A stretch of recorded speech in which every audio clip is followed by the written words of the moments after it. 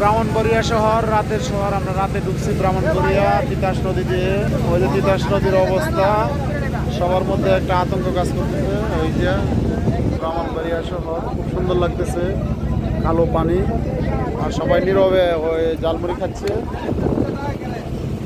এখানে। আর আমরা এখানে সামনে দুইটা ব্রিজ পাওয়া যাবে,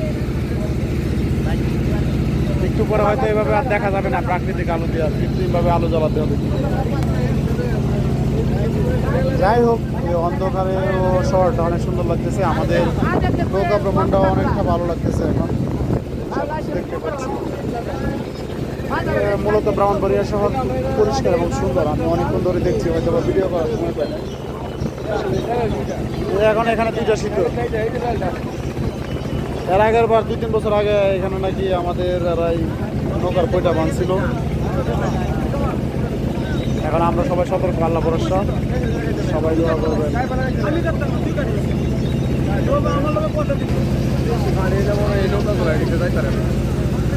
অনেকটা অন্ধকার, এখনো লাইট জ্বালানো হয় নাই, মাগরিবের আজান হয়ে গেছে।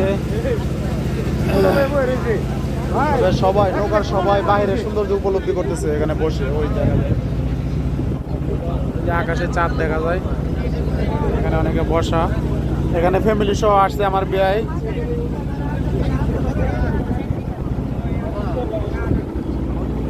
আমার বিয়াই ফ্যামিলি সহ আসছে। এই যে ব্রিজ, আমার মাথার উপরে ব্রিজ। ও আল্লাহ, দুইটা ডাবল ব্রিজ, ডাবল।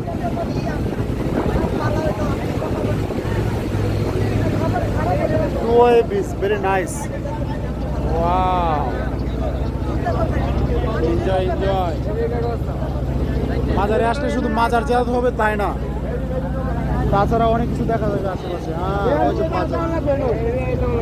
মাজার দেখাই তো না।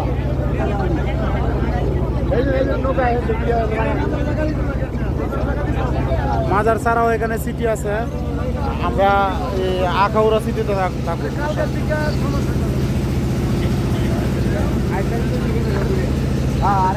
অনেক অনেক সুন্দর করে সাজানো গোছানো।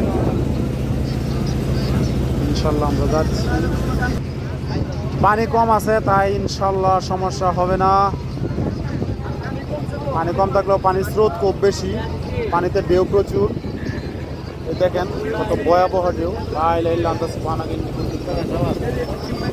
এখানে হয়তো বা নিচে কোথাও পানিটা বাড়ি গেতেছে, বাড়ি না গেলে এতটা ঢেউ হওয়ার কথা না। আমরা সবাই আসি এখানে।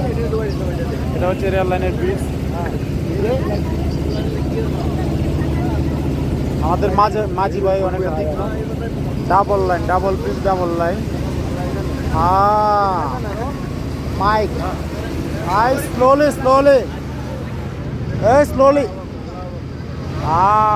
মাশাআল্লাহ, সাইরা আঙ্গুলার লাগি রে।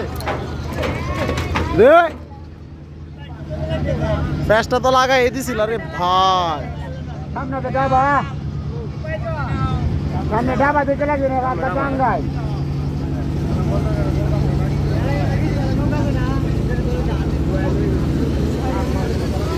মোটামুটি ব্যথা পায়, মোটামুটি ব্যথা পাইছে একটা বয়ের কারণে। ছেলেটা ব্যথা পাইছে, ওই যে ব্যথা পায় সে মুখে পানি দিতেছে। তবে ছেলেটা অনেক তীক্ষ্ণ বুদ্ধিমান, সে মাইকটা বাঁচানোর চেষ্টা করছে। আর আমার কাছে লাগবে কিছুতে বাঁচবো, কারণ সামনে যে স্যার ডাবা